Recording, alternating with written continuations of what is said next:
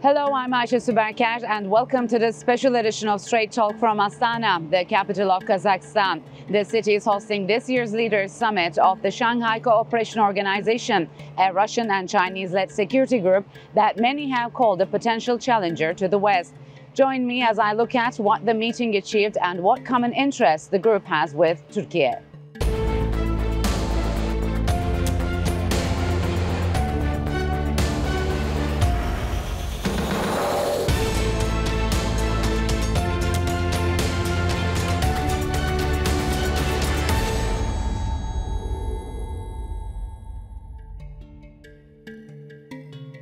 Astana, Kazakhstan's modern high-rise capital, lies in the heart of the Eurasian steppe. It's hosting leaders from the Shanghai Cooperation Organization, a security group with a rising profile, but for the wrong reasons. Among its ranks are some of America's most formidable adversaries, China, Russia and Iran, which is still waiting to elect its next president after the death of Ibrahim Raisi in a helicopter crash in May. The theme at this year's SCO summit was world unity and a just peace. With the war in Gaza still raging, Russian President Vladimir Putin directly called out the US for failing to comply with UN decisions that would help facilitate a two-state solution between Israelis and Palestinians. Part of that call was in the Astana Declaration, which condemned actions that have led to numerous civilian casualties in Gaza. SCO leaders also highlighted the need for a full and lasting ceasefire to ensure peace and security for everyone in the region. This statement was echoed by Turkish President Recep Tayyip Erdogan, who also attended the summit. To end this destruction, Israel must be stopped and forced to accept a permanent ceasefire. For this to happen, the pressure on the Israeli administration must be increased and continued. Chinese President Xi Jinping called for an equal world order and more security. Only when all countries are safe can there be true security. We should improve security cooperation mechanisms and means. The more guarantees, the more assurance. Our organization should expedite the establishment of the Comprehensive Center for Responding to Security Threats and Challenges and its affiliated institutions. The SCO, often touted as a potential rival to NATO, had humble beginnings. In 1996, China, Russia, Kazakhstan, Kyrgyzstan and Tajikistan founded the Shanghai Five to settle border issues between Beijing and the newly formed states of Central Asia. The group would soon add political, economic and security issues to their mandate and agenda. The Shanghai Cooperation Organization was formally established in 2001 and would go on to expand across Central and South Asia. Last year, the Russian-Chinese-led group welcomed Iran as its 9th member, extending its reach to the Gulf region. This year's summit saw close Putin ally, Belarus, joining the security group. While the SCO regularly conducts joint military exercises, it's not a formal alliance like NATO, nor an economic union like the EU. Its Heads of State Council is the highest decision-making body, which meets once a year to address all issues regarding the SCO. The pact has established a free trade zone within the territory of its member states, which comprise about 30% of global GDP. SCO countries also occupy about 60% of Eurasia's landmass and are home to 40% of the world's population.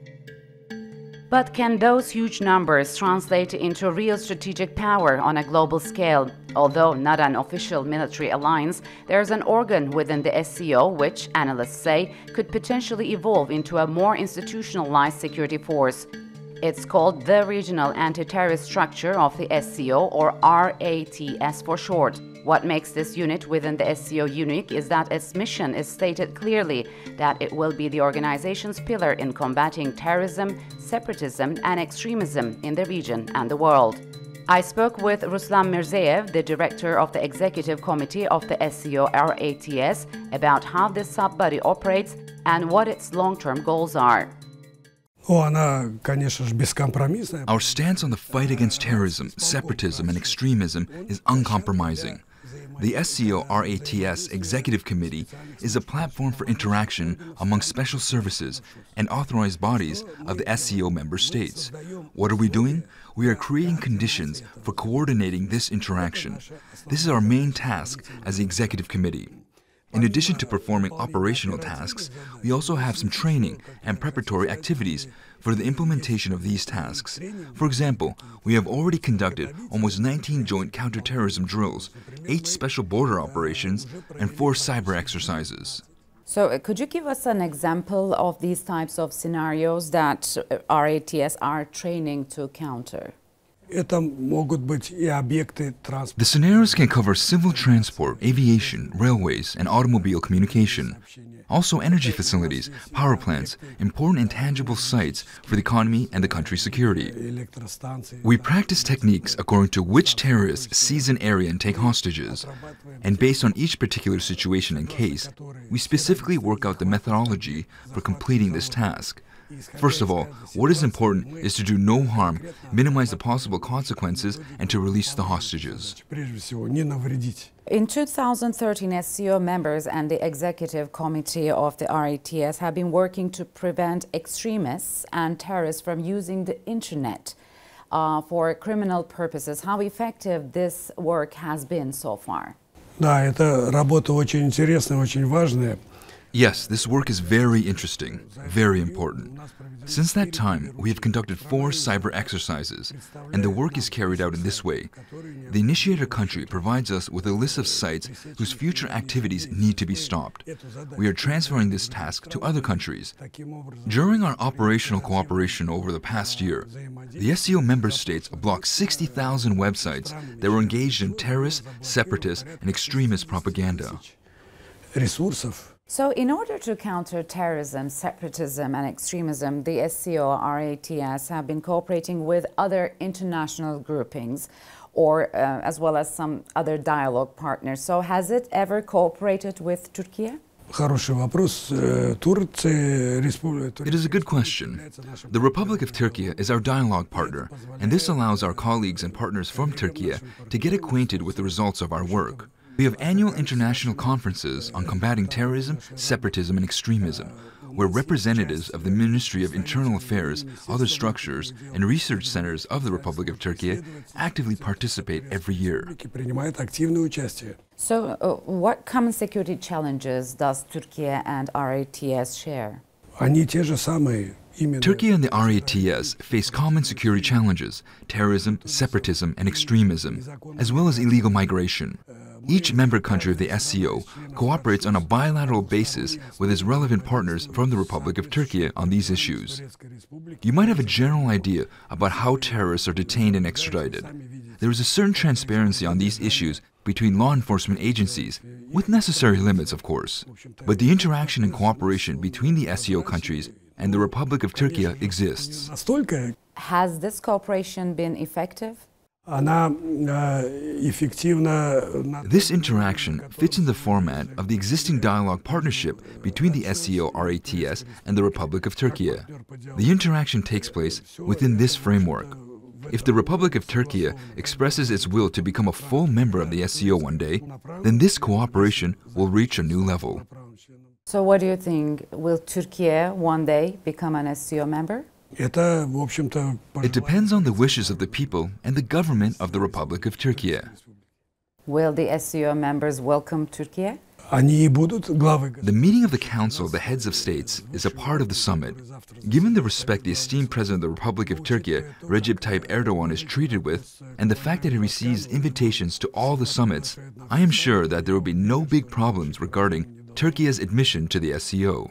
China has been leading force within the SCO and in RATS in promoting annual joint exercises. Can you talk about the type of role they play in formulating the shared security challenges together with SCO members?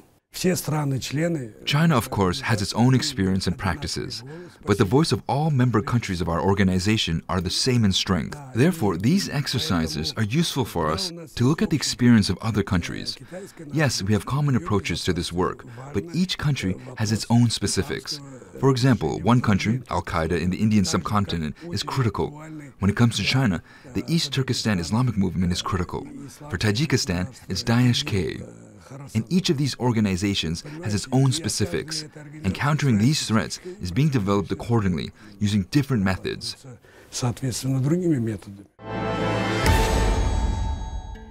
Data published by the Eurasian Development Bank shows China's total investments in former Soviet states neared $80 billion from 2016 through the first half of 2023. Kazakhstan took a sizable share of that investment, making up 52% of the roughly $40 billion China invested during a 7.5-year span. And one ambitious project is underway in Astana, which is expected to start trial operations by September 2026. The Astana Light Rail project is the first light rail project in the 5 Central Asian countries and the first light rail project that uses Chinese standards and Chinese equipment. The total length is 22 kilometers, and after completion it will reach 60 kilometers per hour. This is a flagship project of the China-Kazakhstan Belt and Road Initiative.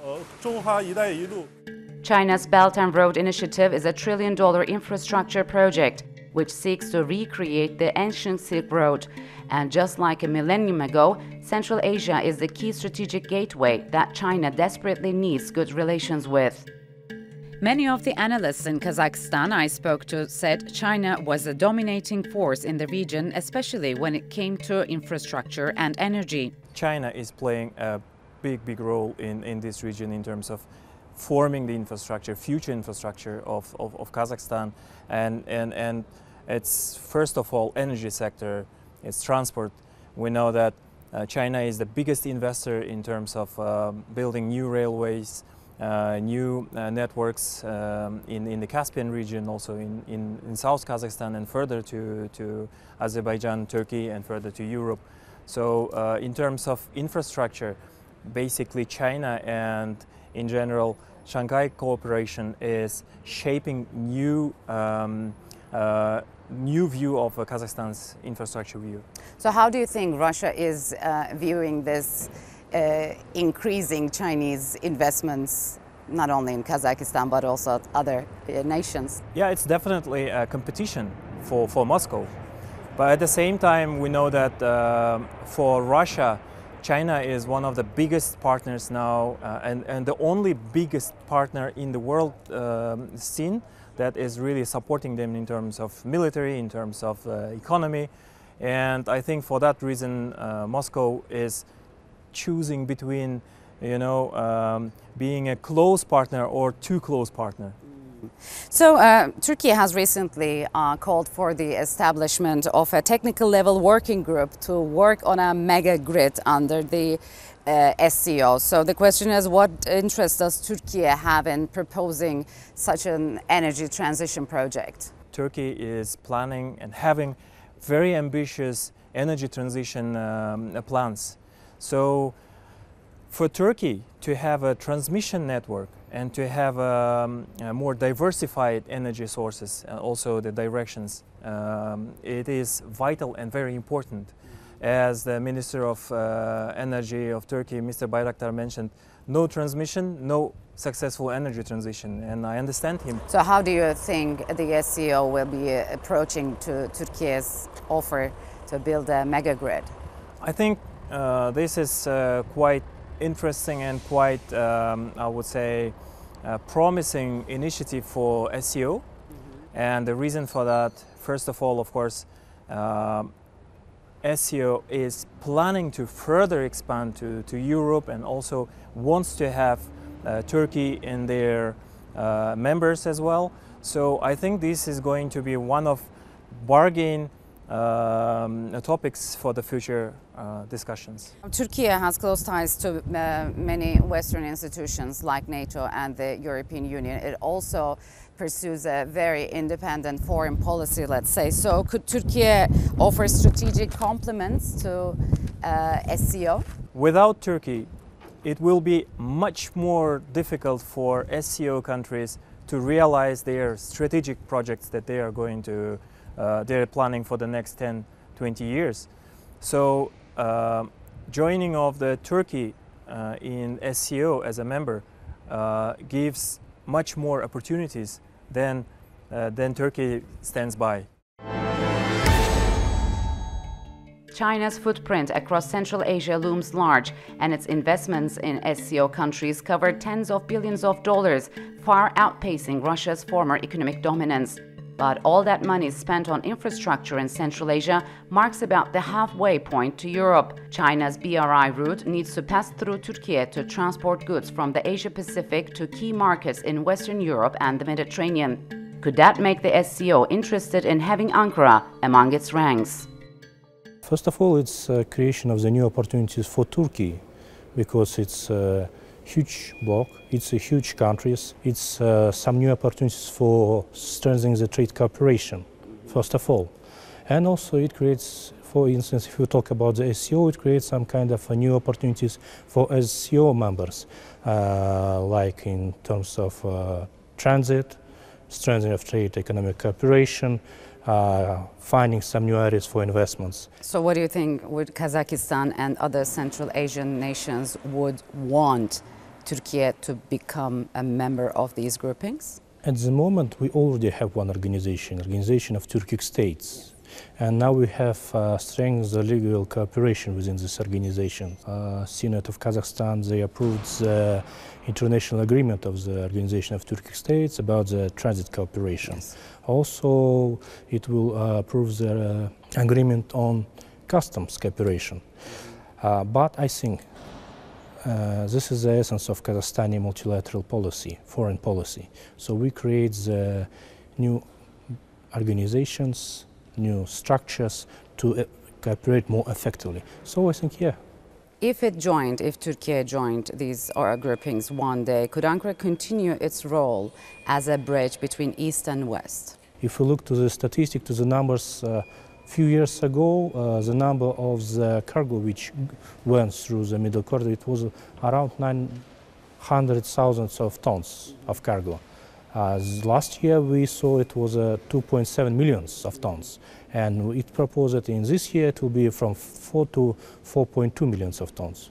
In prospect we see that it can increase till 15 million of tons. So Turkey is already working as a bridge, as Kazakhstan, as Azerbaijan, as Georgia, which joins China, European Union, and helping assisting to its trade. Having mentioned European Union, what do you make of growing Western interests in the region? I mean, how has Russia's attack on Ukraine pushed Western countries to focus more on Central Asia specifically? As far as we can see, the European states and the Western countries are all interested in the development of infrastructure and increasing the potential of Central Asian infrastructure, so they could get more goods from China. But also I think that cooperation between Western states and Shanghai Cooperation Organization, I think there is a lack of understanding of what SCO is. Because if you talk about the Shanghai Cooperation Organization, Shanghai Cooperation Organization, it stands for the mutual trust, mutual belief. So where does Türkiye stand amid this dramatic power shift taking place across Eurasia? Having been an observer in the SCO for more than a decade, President Erdogan hinted 2 years ago that Türkiye could be interested in joining the bloc and that gaining membership was one of his targets. If Türkiye were to become an SCO member, it would make it the first NATO country to join the group. But so far, Ankara hasn't formally announced any plans and has reiterated its commitment to NATO. President Erdogan also recently reaffirmed that joining the EU was Türkiye's strategic goal. But that doesn't mean Ankara has had a smooth relationship with the West. Stalled EU talks, US defense sanctions, and Ankara's long-running complaints that NATO has ignored Turkey's security concerns has led to a more independent foreign policy path. Turkey has called for more cooperation with groups and institutions that many have called serious challengers to the West, like the China-Russia-led BRICS group. But being part of many diverse multilateral organizations is nothing new for Türkiye. It's also a member of CICA, the Conference on Interaction and Confidence-Building Measures in Asia, whose mission is to promote peace and stability on the continent. I spoke with CICA's Secretary General Kairat Sarybai about Ankara's possible SCO membership and if a power shift was taking place away from the West. Mr. Secretary General, thank you very much for joining me on Strait Talk. What are the regional and international challenges that are most pressing for the SCO right now? Unfortunately, we have geopolitical tensions. We have very divergent views on the global level. However, we cannot find any solutions without the regional approaches. First and foremost, let's talk about the hard security issues. There are no discussion within the SCO on border issues. There are some minor border issues, definitely, but the member states which do have some border issues with their neighbor, they agreed not to discuss this particular issue within the SCO.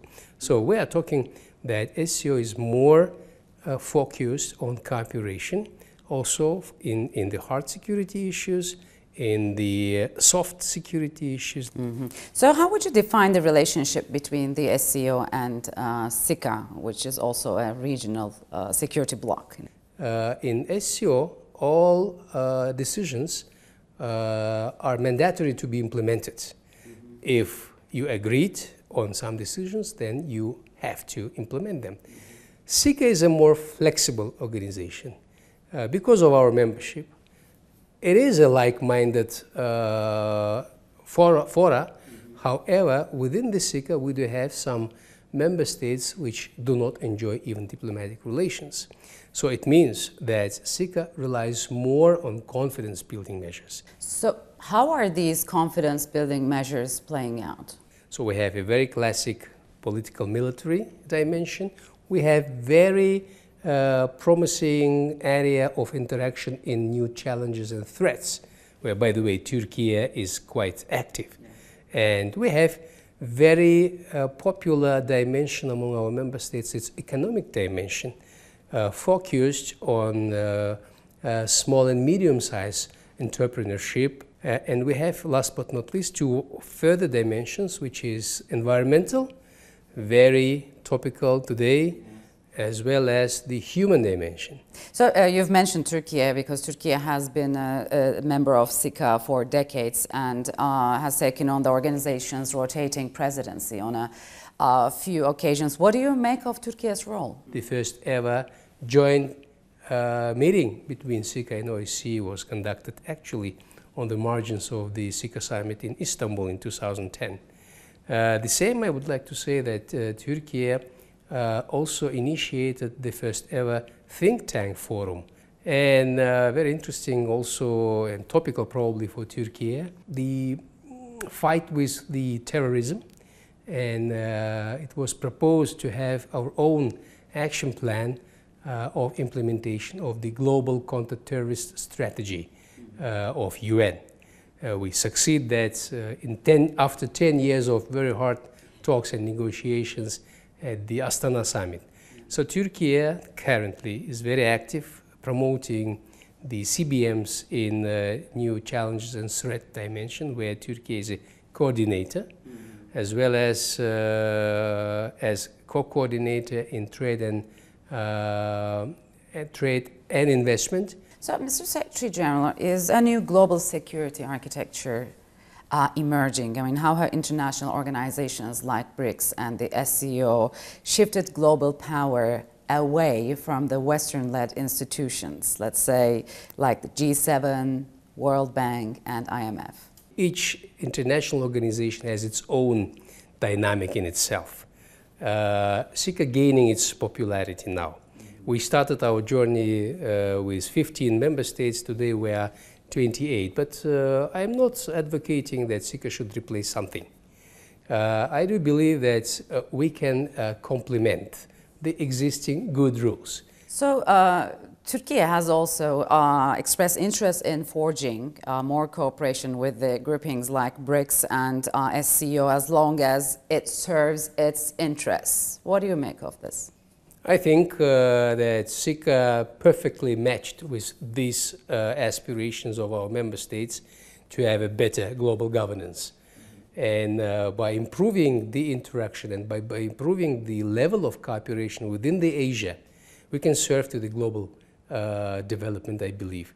And I think that Asia has a right to be a good model, because we are talking about the renaissance of Asia. Today, Asia is on a global leading positions in many terms, but we need a better interaction, better coordination, and better cooperation within the Asia, not to isolate ourselves from the global development, definitely, but to the contrary, to develop the global development.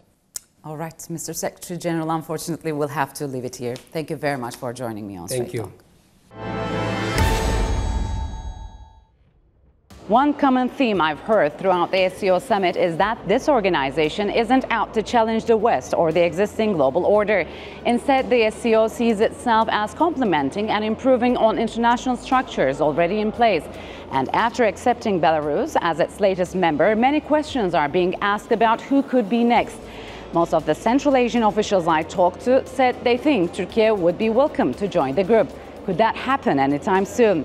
Only time will tell. Well, thanks for joining me on this special edition of Strait Talk from the SCO Summit in Astana. I'm Ayse Suberker, and I'll see you next time.